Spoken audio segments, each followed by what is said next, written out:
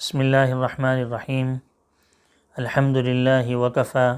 وسلام علی عبادہ الذین اصطفی اما بعد۔ ادارہ تربیت المعلمین کی جانب سے آج ہماری اس نشست کا موضوع ہے کہ طالب علموں کا حق ہے سوال پوچھنا۔ اس سلسلے میں 2 نشستیں پہلے ہم کر چکے ہیں اور اس کے اندر ہم تفصیل کے ساتھ بیان کر چکے ہیں کہ طالب علموں کے سوالات کیوں پیدا ہوتے ہیں اور کیوں پیدا نہیں ہونے چاہیے،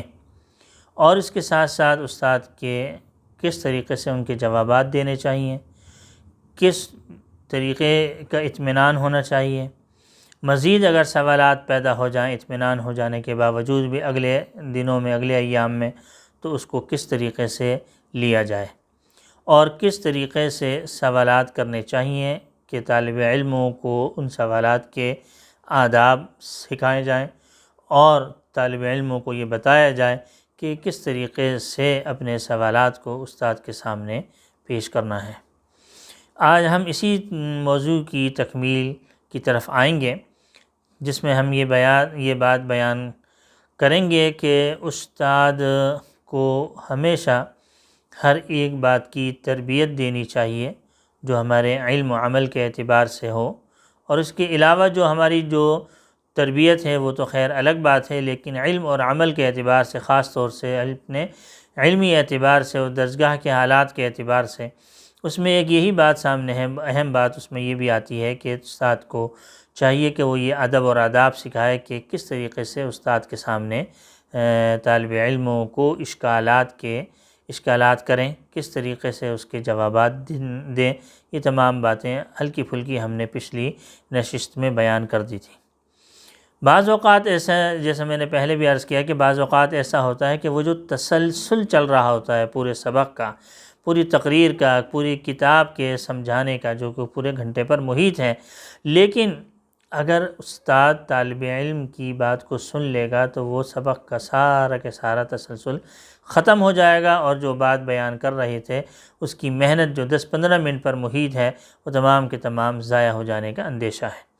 تو لہٰذا کسی بھی قسم کو طالب علم کو یہ اجازت نہیں ہوتی کہ وہ طالب علم کسی قسم کا کوئی سوالات کریں۔ استاد یہ چاہتا ہے کہ وہ سبق کو سمجھاتا رہے، اس میں کسی قسم کا کوئی غلط بات نہیں ہے، بالکل ٹھیک ہے۔ لیکن دیکھیں، بعض مرتبہ تمام چیزوں کے ہوتے ہوئے اگر کوئی طالب علم ایسا ہے جو کہ اشکالات اس کو پیش آ رہے ہیں، تو یہ بات بھی سمجھا دینی چاہیے استاد کو کہ ہلکا پھلکا ہاتھ کھڑا کر کے کہ استاد سے گویا کہ اجازت لی جا رہی ہے کہ میں کچھ کہنا چاہتا ہوں۔ تو استاد کو بھی وسیع الظرف ہونا چاہیے اور اطمینان رکھنا چاہیے، دماغ کے اوپر اس چیز کا بوجھ نہیں لینا چاہیے۔ بعض اساتذہ نازک مزاج ہوتے ہیں کہ دیکھو خواہ مخواہ ہماری تقریر میں یہ طالب علم بول رہا ہے یا میرے سبق کا تسلسل کو یہ پامال کر رہا ہے، یا خواہ مخواہ جو ہے یہ بات کر رہا ہے جو اس کو نہیں کرنی چاہیے۔ اتنا نازک مزاج استادوں کو نہیں ہونا چاہیے۔ طالب علموں کے حقوق زیادہ ہوتے ہیں، طالب علموں کے ادب اور آداب اگر وہ سامنے رکھتے ہوئے آپ سے ہلکی پھلکی انداز سے اجازت لے رہا ہے تو اپنے اندر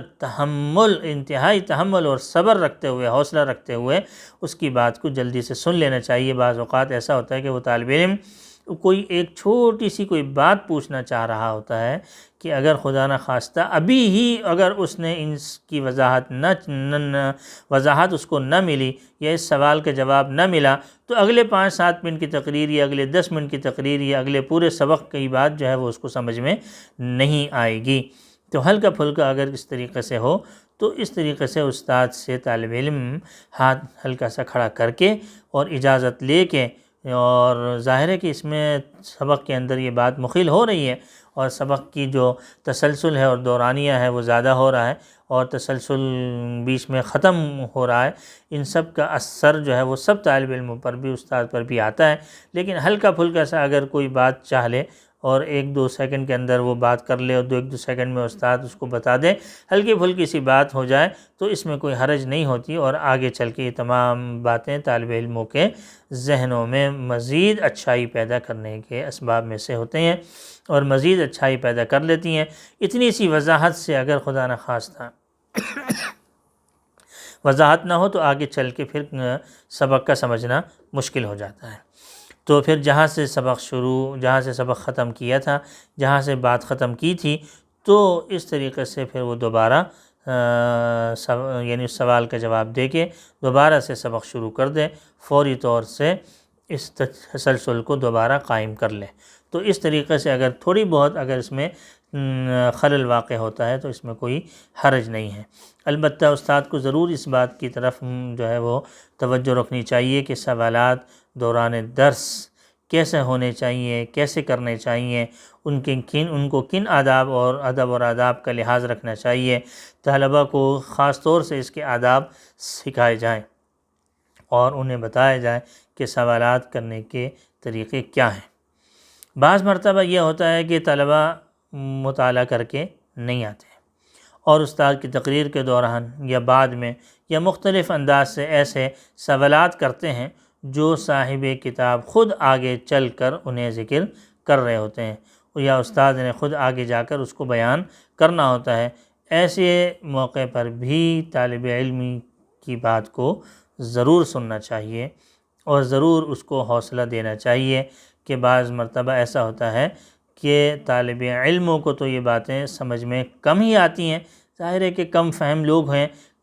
استاد جو ہے وہ اچھی عمر کا ہے، اچھا سمجھدار ہے اور وہ طالب علموں کی نفسیات سے بھی واقف ہے، تو طلباء کو پہلے اچھی طریقے سے سمجھا دے اور پھر ان کی غلطی کا بھی ان کو ضرور احساس دلائے کہ بھائی جو طریقہ تم نے کیا وہ اچھا نہیں تھا، جو باتیں آپ پوچھنا چاہتے تھے وہ کتاب میں خود آ رہی ہیں، یہ میری اس تقریر کے بعد اس تقریر سے یہ تمام باتیں خود بخود دور ہو جائیں گی،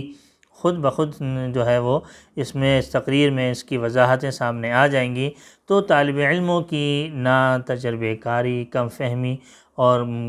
کم یعنی ان کی صلاحیت کا نہ ہونا، ان تمام چیزوں کی وجہ سے تمام چیزیں پیدا ہوتی ہیں۔ تو تمام چیزوں کا معاملہ رکھتے ہوئے استاد کو چاہیے کہ وہ طلباء سے درگزر کا معاملہ فرمائے، ادب اور آداب سکھانے میں بخل نہ کریں۔ یہ طالب علم ایسے ہوتے ہیں جو کہ بہت ذمہ دار نہیں ہوتے، بہت ذمہ دار نہ ہونے کی وجہ سے بہت باتیں کئی دفعہ سمجھانی پڑتی ہیں، کئی دفعہ بولنی پڑتی ہیں، اور عمریں بھی ایسی ہوتی ہیں ان کی جو کہ لاابالی ہوتی ہیں اور اس کے اندر ذمہ داری والی بات کم ہوتی ہے۔ تو بہت کم ایسے شخصیات اور طالب علم ہوتے ہیں کہ جو کہ بات کو پہلی فرصت میں اور پہلی ہی دفعہ میں سمجھ جائے۔ تو لہٰذا ان تمام چیزوں کے رعایت ضرور رکھنی چاہیے اور طالب علموں کی ان چیزوں کو، ان کی کمزوریوں کو درگزر کرنا چاہیے، لیکن حتی الامکان اس بات کی طرف متوجہ رہنا چاہیے اور حتی الامکان اس چیز کو ضرور دیکھنا چاہیے کہ طالب علموں کو کسی طریقے سے بھی جھڑکنا نہیں چاہیے۔ اس طریقے سے اگر جھڑکیں گے تو طالب علموں کے اندر جو احساس ہے وہ بڑھ جاتا ہے، احساس کمتری پیدا ہو جاتی، خود اعتمادی ختم ہو جاتی ہے، استاد سے جو ہے وہ استفادہ بھی کم ہو جاتا ہے، طلباء کے اندر ایک احساس پیدا ہو جاتا ہے، خصوصاً وہ طالب علم جو کم درجے کے ہوتے ہیں، کم یعنی ذہین نہیں ہوتے بہت زیادہ، یا بہت زیادہ پڑھنے والے نہیں ہوتے، تو وہ پھر بہت ہی زیادہ احساس کمتری میں مبتلا ہو جاتے ہیں۔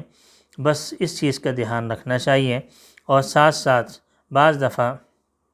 ایسا ہوتا ہے کہ طالب علم سوال کر رہا ہوتا ہے، نیت بھی اس کی اچھی ہوتی ہے اور مزید جو ہے وہ وضاحت بھی چاہ رہا ہوتا ہے، لیکن طریقہ کار اچھا نہیں ہوتا، انداز اس کا اچھا نہیں ہوتا۔ تو تربیت کا دھیان رکھتے ہوئے، طالب علموں کی تربیت کا دھیان رکھتے ہوئے استاد کو چاہیے کہ انداز بھی اچھا سکھا دیں کہ بھئی تمہیں کس انداز سے سوال کرنا چاہیے۔ بعض دفعہ انداز جو ہے وہ غلط ہوتا ہے، بات اچھی ہوتی ہے تو وہ بات کی وقت بھی نہیں رہتی،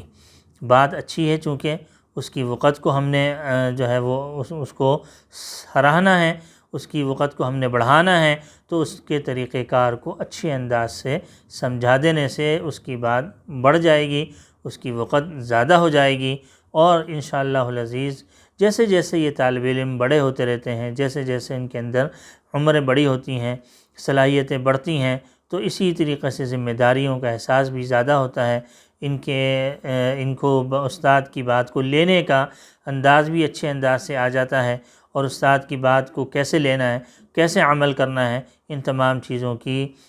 سمجھ بھی ان کو اچھے انداز سے آ جاتی ہے۔ اور ایک آخری بات یہ ہے کہ طالب علم بعض اوقات ایسے ہوتے ہیں کہ جو کہ سوالات کرتے ہیں استاد کے علم کا، عمل کے اوپر ان کے امتحان لینے کا، استاد کا امتحان لینے کے انداز سے استاد سے سوال کرنے کا مقصد استاد کا امتحان لینا ہوتا ہے، یا پھر استاد کو پریشان کرنا ہوتا ہے،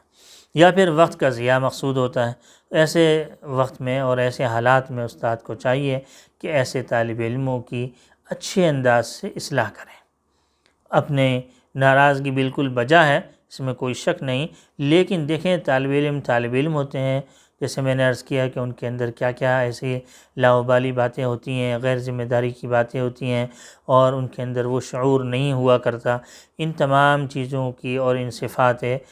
رذیلہ جو نہیں ہونی چاہیے ایک طالب علم کے اندر، اس کا کس طریقے سے اس کی اصلاح ہو، کس طریقے سے وہ درستگی کی طرف چلیں۔ لیکن استاد جو ہے وہ طالب علموں کے حالات سے، ان کی نیت سے، اور ان کی ذہنی صلاحیتوں سے، اور اپنے استاد اپنے ماہرانہ فن سے یہ تمام باتوں کی گہرائی تک پہنچ جاتا ہے۔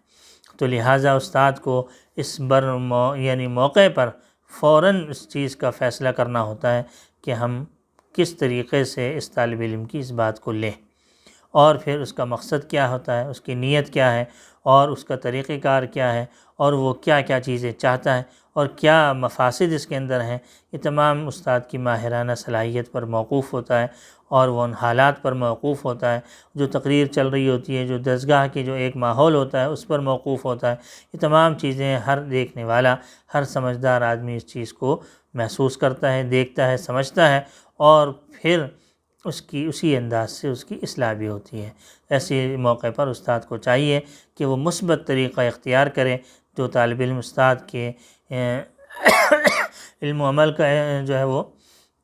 امتحان لے رہا ہے، یا وقت ضائع کر رہا ہے، یا پریشان کر رہا ہے، یا اور دوسرا کوئی مفاسد اس کے ذہن میں ہے، تو اس کی اچھی طریقے سے مناسب حال اصلاح کرنی چاہیے، سمجھانا چاہیے، اپنے غصے کا اظہار نہیں کرنا چاہیے، اور اپنے غصے میں